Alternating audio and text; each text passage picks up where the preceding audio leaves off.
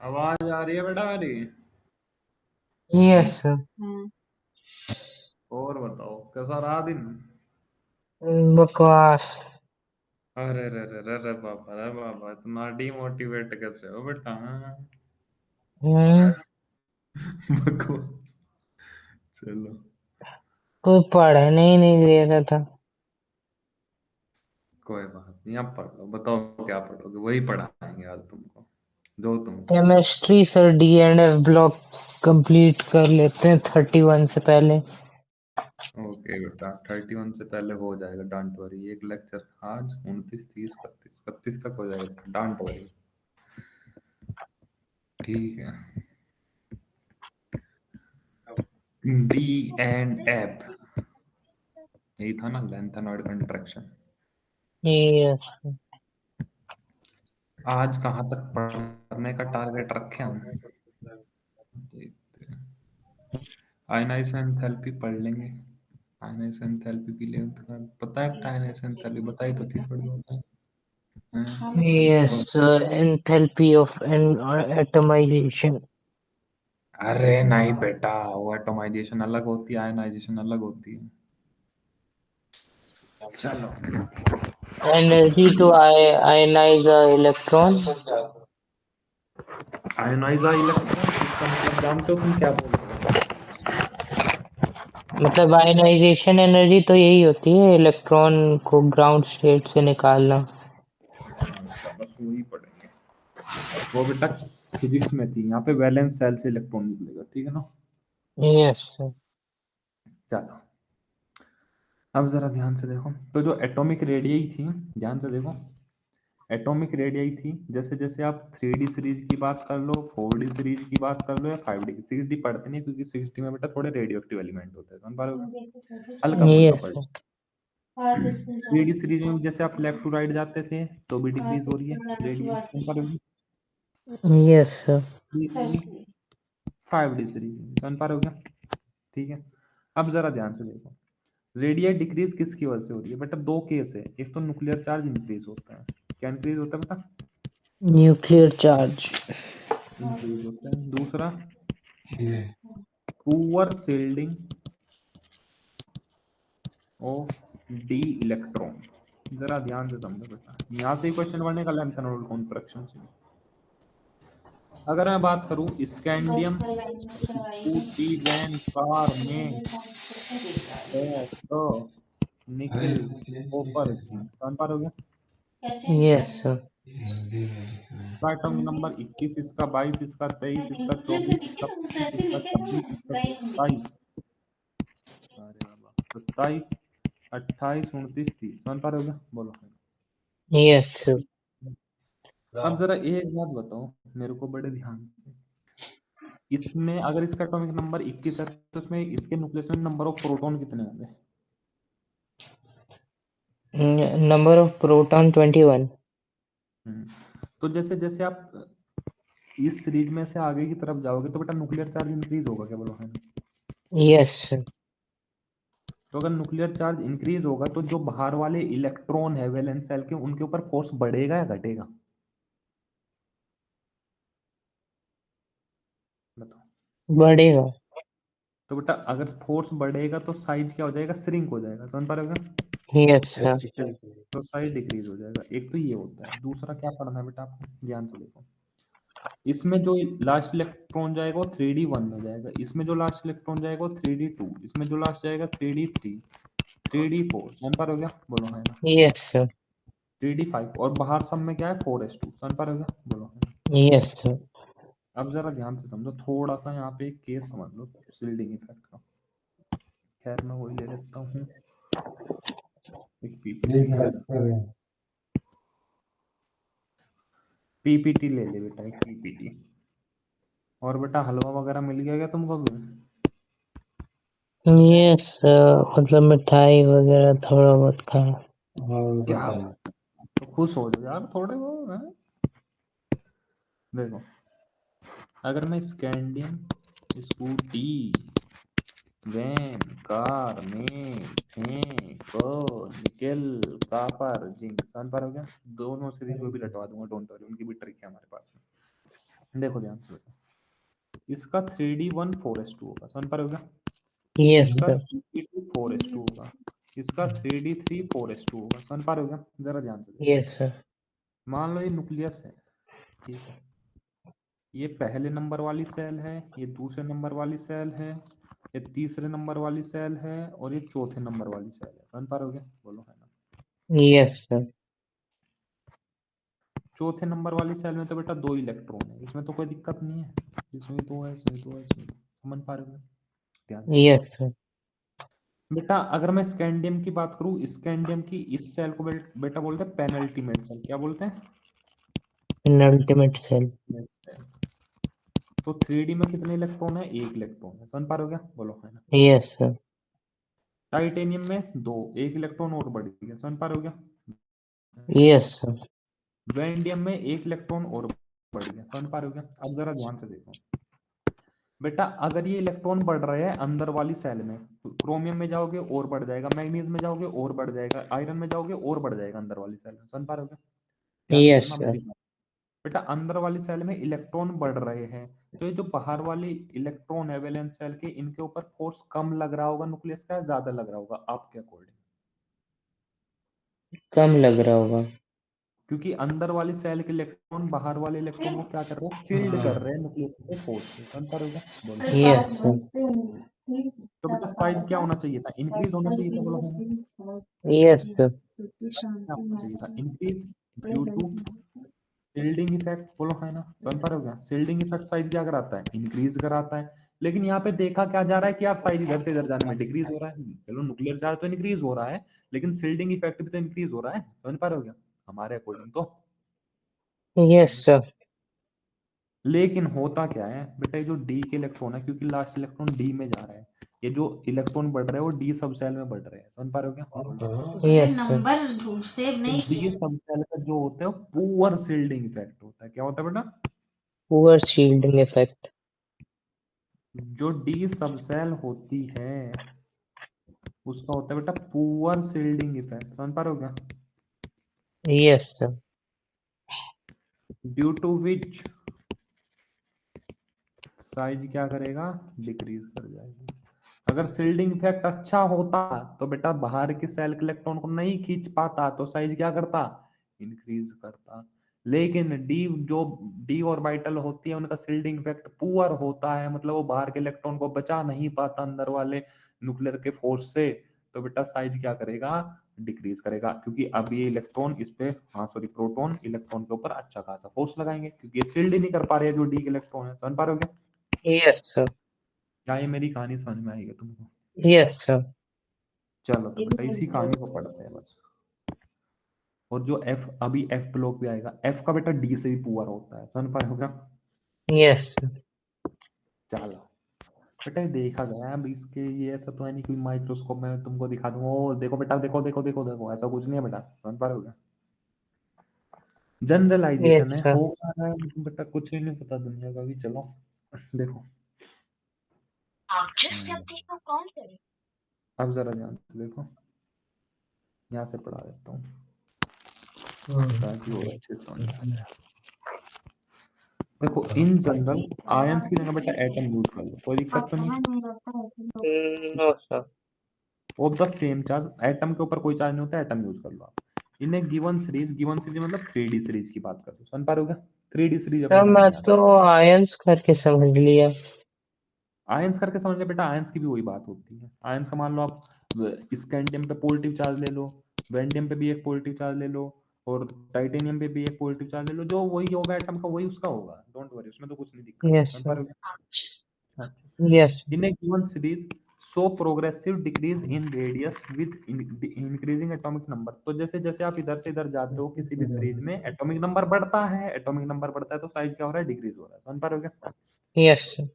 This is because the new electron enter A D orbital. इतनी बात clear हो गई क्या? बोलो। Yes, sir.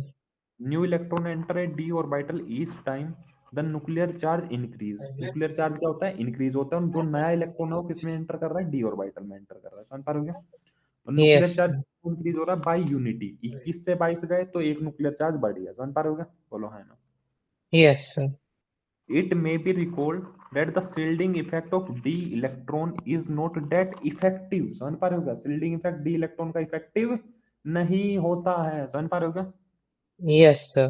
तो अगर shielding effect इफेक्टिव नहीं होता है तो न्यूक्लियस और इलेक्ट्रॉन के बीच में, न्यूक्लियस और वैलेंस शेल के इलेक्ट्रॉन के बीच में फोर्स ऑफ अट्रैक्शन बढ़ेगा या घटेगा?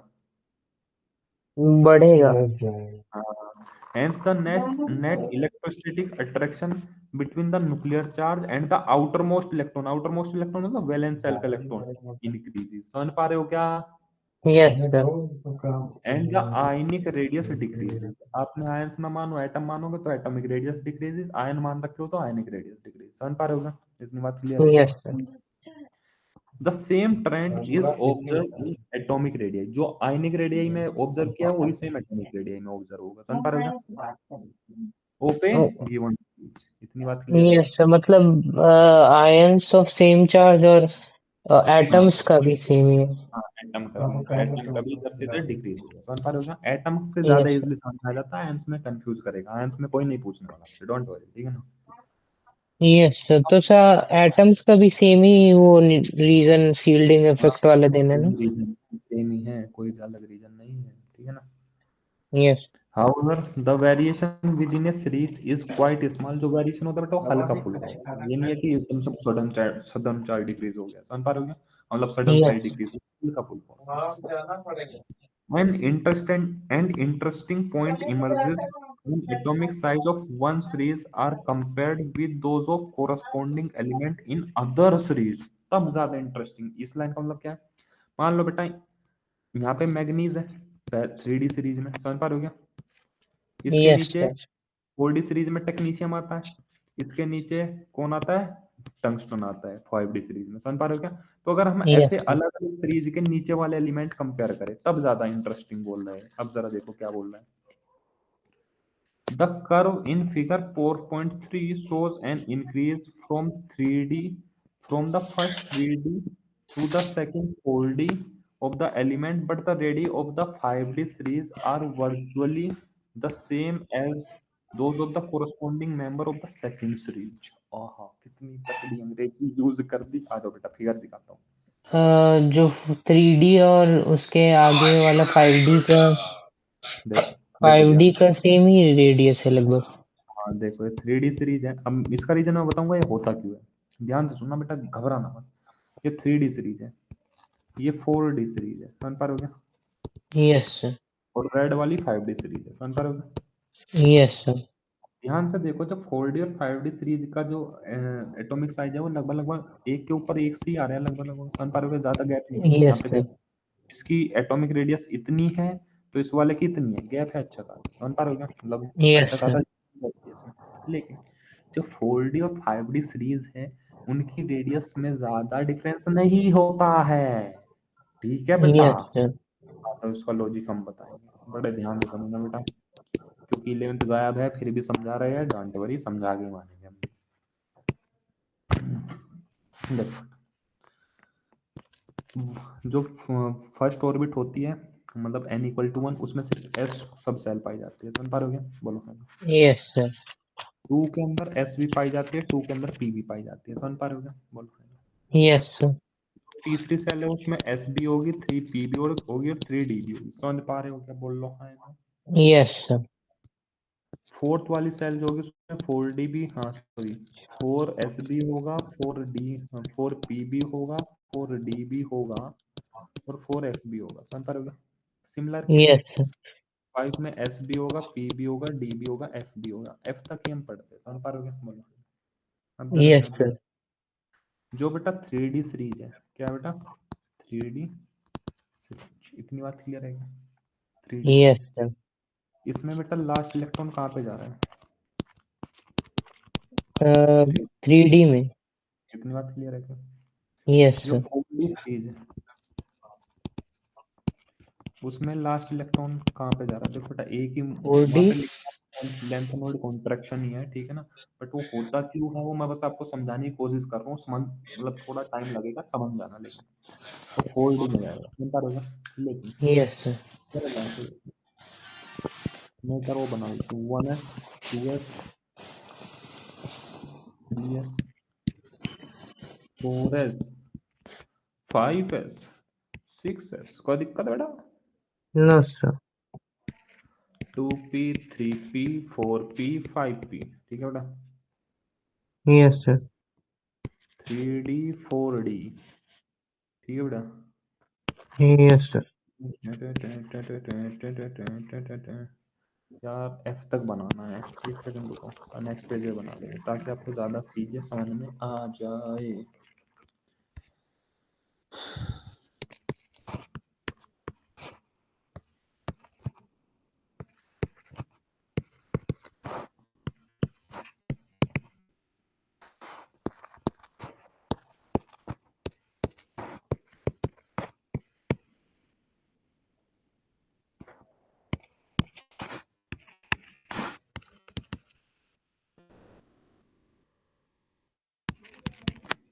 जरा ध्यान से देखो।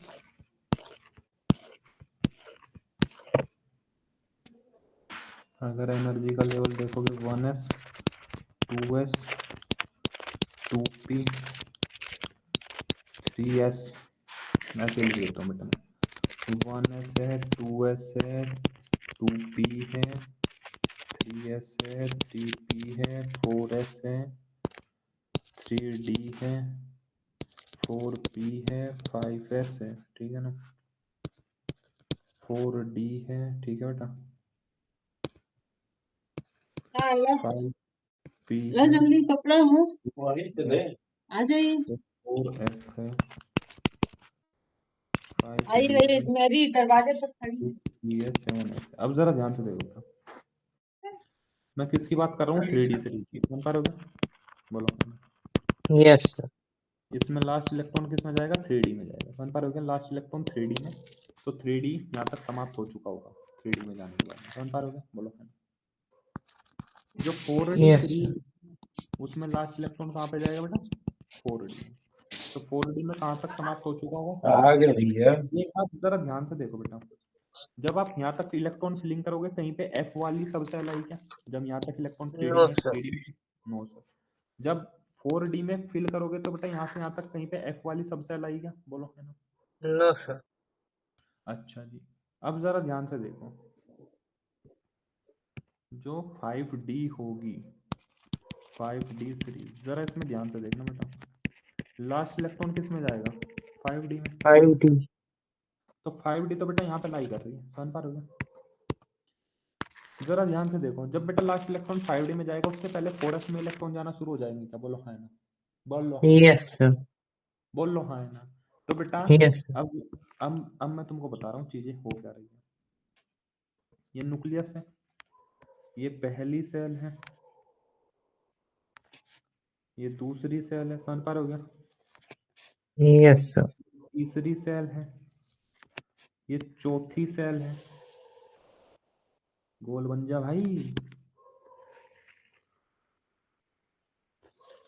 और ये पांचवी सेल है, समझ पा रहे हो क्या? Yes sir. गुस्सा मत होइए बेटा, खुश हो जाइए हैं? हम्म। हाँ गुस्सा। हाँ बेटा, तुम्हारी आवाज में ऐसा हो रहा है कि तुमको मेहमानों से गुस्सा हो रखा, मार दो काट दो। अरे बेटा ठीक है, जिंदगी चिल्ड आउट में जिए, ठीक है ना? यस चलो सर। अब जरा ध्यान से देखो, जब आप 5d में इलेक्ट्रॉन जाएगा, यहाँ पे बेटा इलेक्ट्रॉन जाना शुरू होगा, और 5d से बाद 4s वगैरह कुछ भी होगी। 5d में जब इलेक्ट्रॉन जाएगा, लेकिन उससे पहले कहाँ पे इलेक्ट्रॉन जाएंगे बेटा? 4s में, समझ पा रहे हो क्या? बोलो। Yes sir. इतनी बात क्लियर है? 4f में इलेक्ट्रॉन भरने शुरू हो जाएंगे, मैं 4 वाले में, f वाले में, मान लो ये f के इलेक्ट्रॉन, समझ पा रहे हो क्या? बोलो। Yes sir. अब जब ये f में इलेक्ट्रॉन भर जाएंगे बेटा, मैंने एक बात बोली थी कि जो f की शील्डिंग पावर होती है वो d से भी कम होती है, yes sir. Very poor shielding effect, समझ पा रहे हो क्या? बोलो। Yes sir. इनका बहुत कम शील्डिंग इफेक्ट होता है f का, समझ पा रहे हो क्या? बोलो। Yes sir. तो अगर इनका f का शील्डिंग इफेक्ट बहुत ज्यादा पुअर है, क्योंकि बेटा जब 5d सीरीज में इलेक्ट्रॉन भरोगे तो 4s में पहले भर जाएंगे इलेक्ट्रॉन 5d से पहले, समझ पा रहे हो क्या? बोलो। यस तो अगर सर। f का शील्डिंग इफेक्ट बहुत ज्यादा कम है, तो बेटा ये बाहर के इलेक्ट्रॉन को न्यूक्लियस के चार्ज से या न्यूक्लियस के फोर्स से शील्ड नहीं कर पाने के, बोलो है ना? समझ पा रहे हो क्या? Yes sir. तो सर, बेटा हाँ हाँ बोलो। मेरा स्क्रीन जैम हो गया है, मैं टच नहीं कर पा रहा, तो मैं मतलब बंद ठीक है, करके चालू कर रहा। ओके ओके बेटा, ओके।